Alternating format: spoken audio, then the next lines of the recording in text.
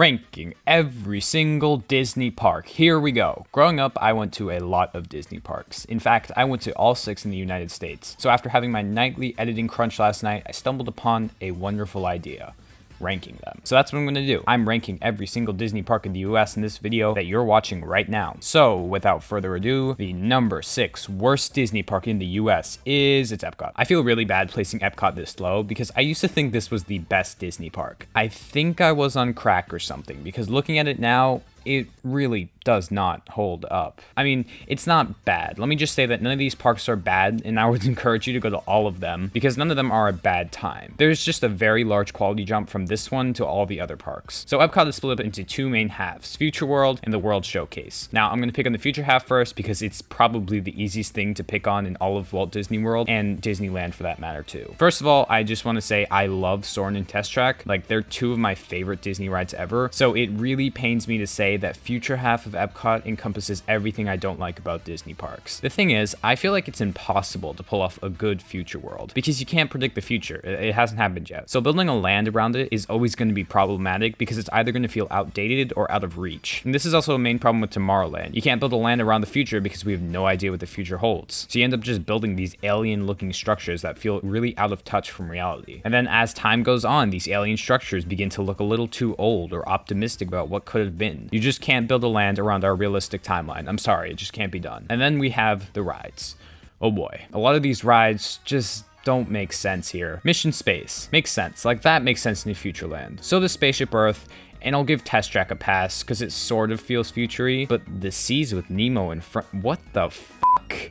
That is not futuristic. Aren't we killing our oceans? Isn't that the opposite? Same with Living with the Land and Imagination? What is that doing here? Soarin'? What? A lot of these rides are just a little too opportunistic with the whole future idea. Like, yeah, there are some very small threads tying imagination to the future, but they're so thin that when you think about what's actually going on in the ride, it just makes no fucking sense. Another thing about these rides are they all seem like filler. Nemo, Living with the Land, Mission Space, Imagination. These are all decent rides, but they're nowhere near the all-star hits that other Disney parks are just teeming to the brim with. What else do I not like about Futureland? The food. The food is not good. It's all burgers and fries and just cheap, typical theme park food. I mean, look at the other half of Epcot. It's like a buffet of culture. And then Future World is pizza, corn dogs, chicken tenders. Another thing that's always been weird to me are the sponsorships they have on a lot of the rides. I mean, it just kind of pulls you out of the immersion when you get off Test Track and they're advertising some stupid ass car. I mean, yeah, I get it. Chevrolet makes cars. Test Track is about cars. Wow. I mean, did you really need to do this, Disney? That's something that Six Flags would do, not Walt Disney World. As for the World Showcase, I love the World Showcase. Now, the rides are not great. There's the Three Caballeros and Frozen Ever After. When the better of the 2 rides is about talking chickens, you know you fucked up. But the rides aren't the stars of the show. They're more like a compliment. They're there if you want them, but they're not the main appeal. No, the main appeal is the theming and the food. And I'm gonna be honest, these countries are really well done in that right. I'm gonna just say bravo Disney. They did such a good job in showing all of these different cultures and representing them with food, shows, theming, and architecture. I love how seamlessly the cultures blend together. I love how there's a banger restaurant in every single one of these countries. I love how distinct and unique all of them feel. I just love so much about the World Showcase. If Epcot didn't have the other half, the future half, and it was just all World Showcase, then Epcot would easily take at least number 4 or higher. But because it has the future half, and because its rides are pretty lackluster, I just have to put it last. I'm sorry, that's just my opinion. Anyways, number 5, we have Animal Kingdom. I actually really like Animal Kingdom. It's obviously not one of my favorites, but even now I feel kind of bad placing it this low. Like I said, this is a big step up from Epcot, and all of these other parks ahead of it are really great. Animal Kingdom's overarching theme is life and appreciating the natural world. I love this. It's such a beautiful theme that's reflected in all of the attractions. One of the things I really like are these walk-through trails. These are nice ways to just take a couple minutes to detach yourself from the craziness of theme parks. You get to take in all the nature surrounding you, and you even get to learn something new. They really do fit well with the park, and I'm so glad Disney included them because it would have been really easy for them not to. But then of course we have the rides. The top 3 of this park are really strong. Expedition Everest, Kilimanjaro Safari, and Flight of Passage are all great rides. But beyond those 3, the rides seem a little half-baked. There's Dinosaur, which is fun and has some cool practical effects and animatronics, but is far inferior to the masterpiece that is Indiana Jones and Disneyland. And after that, it gets really weak. You have the Rapids, which is just your basic Rapids ride. You have the highly themed but laughably short Navi River. You have the clone Triceratops spin. I mean, come on, we're talking about the Triceratops spin here. Why are we talking about this at a Disney park? There just aren't that many rides here, and while the ones at the top are incredible, with Flight of Passage being one of Disney's best creations, after that it gets really barren really fast. But besides the rides, this park is amazing. The food at this park is so underrated. Remember how I said I love the cultural food at the World Showcase half of Epcot? That's basically this entire park. There's also some really weird food at Pandora, and some great food near Expedition Everest. Speaking of Pandora, this is definitely one of the best themed lands ever created. The level of detail in this land is just breathtaking. Every inch of this land has something new, something awe-inspiring to look at. And then you have the incredible Flight of Passage anchoring the land that's about as immersive as it gets. I love Animal Kingdom for so many reasons. It's just a shame that it's a little lacking in the ride department. Something that isn't, however, is number 4.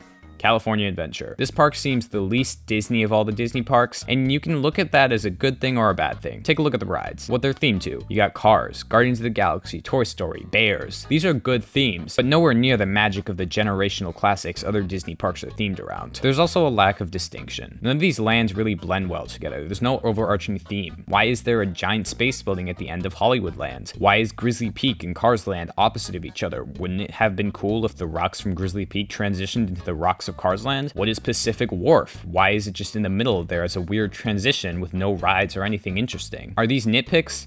Yeah, but they're all things that take away from the magic of Disney that I'm paying for the same price for. But despite all of that, despite the park feeling disjointed and disconnected from even itself, the rides at this park are the saving grace. You have 5 all-star attractions: Radiator Springs Racers, Incredicoaster, Guardians of the Galaxy, Soarin', and Toy Story Mania. When Soarin' is the weakest of all your standout attractions, you know you got something good. And the supporting cast isn't bad either. Goofy Sky School, Ariel, Monsters Inc., Grizzly River Run, while not revolutionary rides, they're all strong supporters to the god-tier top 5. There's also little things like World of Color, Cars Land being lit up like a freaking Christmas spectacular every night, and Guardians of the Galaxy getting that Halloween makeover during the Halloween time of year. These are all things that Disney didn't need to do, but by doing it, they showed us that they actually care about this park. This is probably the biggest comeback of all the parks, because upon opening, this would easily take the number 6 spot, 7 if I could give it. In fact, this was an atrocity upon opening, resembling a slightly themed Six Flags park. It was a mess. But now Disney has given it the time and investment that it needs, and has transformed it into something special. I have a personal connection to this park because I cried when I was 6 leaving Cars Land, and Guardians of the Galaxy Mission Breakout was one of the rides that got me into Disney and amusement park. So yeah, I'm a little biased, but I think that stuff just proves how much of an effect this park can have on people. So for that, I have to give it at least number 4, and I'm tempted to put it higher.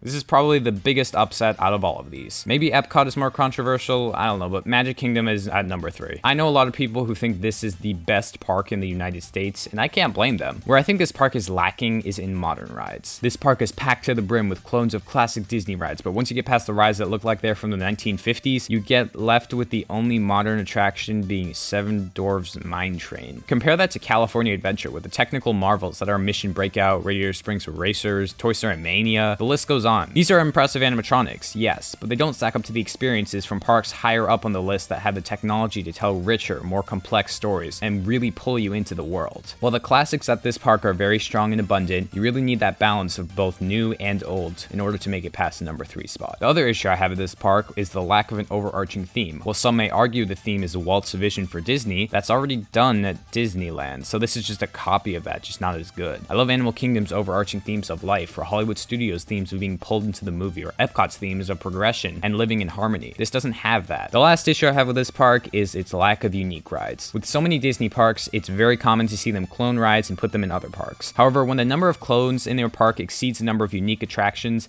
that's when you have an issue. Here is the number of attractions at Magic Kingdom. Now here is the number of attractions that you can't find anywhere else. And here are the ones that are actually worth your time. Notice how it's very small now, but in the grand scheme of things, those are all minor nitpicks when compared to how brilliant this park is otherwise. There's so much to see, so much to do, so many hidden gems in this park. Of course, you have heavy hitters like Space Mountain, Splash Mountain, Big Thunder Mountain, Haunted Mansion, Pirates, Peter Pan, Buzz Lightyear, the list just goes on. But then you have some more hidden obscure attractions that are equally as entertaining. Country Bear Jamboree, Tom Sawyer Island, Carousel of Progress, and so many other great attractions that don't get the recognition they deserve. If you only have one day to go to a Disney World park, then go to this one. While I do prefer one other park at Disney World, this one captures that Disney magic the best of the 4 parks. I also love this park at Christmas time. From the Jingle Cruise to the gorgeous decorations everywhere to the castle being lit up, this park is actually best during the holiday season, which is not something I can say about a lot of parks. Of all the lands this park has to offer, my favorite would probably be Adventureland. Pirates and Jungle Crew is just a deadly combination that I can never pass up. I also just love the theme of it. Adventure. While the other lands are based off of a place or a time period, Adventureland is based off an idea. It's just a cool land that I wish we could have seen more of. But all the theme lands are incredible. I love the attention to detail and rock work of Frontierland. I love the nostalgic feel of Liberty Square. I love walking down Main Street and seeing the castle looking huge due to the forced perspective. I like some of the rides at Tomorrowland. Not much else though about Tomorrowland. Whatever. If this park gets some more modern and unique attractions, I could see this easily taking the number 2 spot. But as it stands right now, it's being held to number 3. But if you haven't noticed by now, there is one other park at Walt Disney World that I do like more than Magic Kingdom, and that park is Hollywood Studios. Remember how I said you need a balance of new and classic Disney rides? Well, this park said, fuck that, throw it in the garbage, we got the best in the business here. With a park like Magic Kingdom that's trying to be the jack of all trades, it's important to have that diversity of old and new. But for a park like Hollywood Studios that's just trying to pull you into another world, you need the latest and greatest in innovation to keep that illusion. That's why this approach works for this park and not for this park. Hollywood Studios is an engineering marvel. There are so many incredibly complicated machines in each ride working in harmony together to create this out-of-world experience, and it's truly stunning. Tower of Terror, Rise of the Resistance, Mickey and Minnie's Runaway Railway. What do all these rides have in common? Well, one, they're all at Hollywood Studios, and second, they're incredibly complicated. They're also all great rides. Tower of Terror in particular is especially impressive. These elevators were designed to pull you down, which is in fact the opposite of what elevators are usually designed for. Imagineering used countless effects such as the classic Pepper's Ghost, and engineers created a masterful ride layout and randomized the drop sequence, and it all culminates in my favorite Disney ride ever created out of all of the Disney rides. But like I said, Rise of the Resistance and Mickey and Minnie's Runaway Railway are also incredibly complicated rides that just happen to be fantastic as well. I think the ride collection at Hollywood Studios is really on another level, and it's what pushes it ahead of Magic Kingdom. You have Tower of Terror, Rise of the Resistance, Toy Story Mania, Slinky Dog Dash, Smuggler's Run, Mickey and Minnie's Runaway Railway, and so many more. And you also have some great shows like Indiana Jones Stunt Show and Fantasmic at night. I will say though, I really do miss the Great Movie Ride. It really pulls this park together, and it just has a presence that Mickey and Minnie's doesn't. But other than that, I really only have good things to say about this park. I would say I don't like the food, but thanks to Galaxy's Edge, there are some fantastic options like the Cantina and the famous green milk. And even Sunset Boulevard has some great food options, but it's not number 1, and that's no fault of this park. The park is practically perfect for what it is as it stands right now, but there is one park in the US that I would put ahead of it. You probably could have seen this a while ago, but coming in at the number 1 spot, we have Disneyland Anaheim. Disneyland Anaheim, baby. The original is always the best. It's like a freaking expedition into Walt's imagination. There are so many fantastic rides at this park that it makes all of the parks look stupid. Cars Land, Pandora, Pixar, pure fucking child's play. Pirates of the Caribbean, Rise of the Resistance, Indiana Jones, Matterhorn, Haunted Mansion, Snow White, Splash Mountain, Peter Pan, Jungle Cruise, Alice in Wonderland, Mr. Toad's Wild Ride. Okay, so here's the Disney rides tier list. You got the bad rides at the bottom, and then you got the good rides. Then there's the great rides, and then there's Elite. Notice how most of the rides in Elite tier are Disneyland rides. It cannot be understated how many incredible rides are just packed into such a small park. If Magic Kingdom is like a Hollywood blockbuster with so much to see, so much to do in such a massive space, Disneyland is like a book you curl up with by the warm fire. It's a much smaller and more personal experience, but packs in just as epic of a tale. There's so many great things about this park, I don't even know where to start. How about the rides? This is the original park. This is where the classics were born. This was the original and superior Pirates of the Caribbean. This is the original Haunted Mansion with the Hatbox Ghost. You got Star Tours, you got Space Mountain, you got Buzz Lightyear, who is in fact my father. You have Big Thunder Mountain and Splash Mountain, and of course the Matterhorn, the first coaster with tubular steel track. And don't even get me started with the Fantasyland rides. This is some of the best classic Fantasyland dark rides. Of course there's Peter Pan, Snow White, and Pinocchio, but then there's some more underappreciated ones like Mr. Toad's Wild Ride and Alice in Wonderland that are just as amazing. Then there's the wild Indiana Jones that just shits all over Dinosaur. And then you just have frickin' Rise of the Resistance and the rest of Galaxy's Edge shoved into the park like, yeah, don't mind me. The rides at this park are best in class. And then you have the park atmosphere, that Disney magic. If you want to feel that Disney magic, this is the place to do it. From the moment you see the castle at the front gate to the moment you step foot out of the park, you are just filled with this childlike wonder that only Disney can deliver. I haven't been to this park in a couple of years, but my memories from this park are so strong in my mind. This feels like my home park. This park was literally Walt's vision. It's his creativity and his mind expressed through a park. Some may say the new Disney attractions like Galaxy's Edge and the upcoming Mickey and Minnie's Runaway Railway take away from his vision, but as long as those are in supplement to the pre-existing classics, then they can only improve the experience. Disneyland proves that the original is always the best, and that if you can dream it, it's doable. This is the type of park that other chains look at and go, damn, what are we even doing over here? It's truly an emotional and powerful work of storytelling that anyone visiting California, anyone visiting the United States should go out of their way to experience. So that's just gonna about do it for me today. What do you think of my rankings of the Disney park? Tell me in the comments below. Do you agree, disagree, or somewhere in the middle? Like I said, I haven't been to a couple of them in a few years, so some fresh perspectives are always appreciated. And if you've stuck around this long, why not drop a sub or a like or anything? Clearly you enjoyed the videos enough to watch it all the way through. Anyways, thank you guys for sticking around and watching. It's been a blast. I've been Coastoons, and I will see you all next time.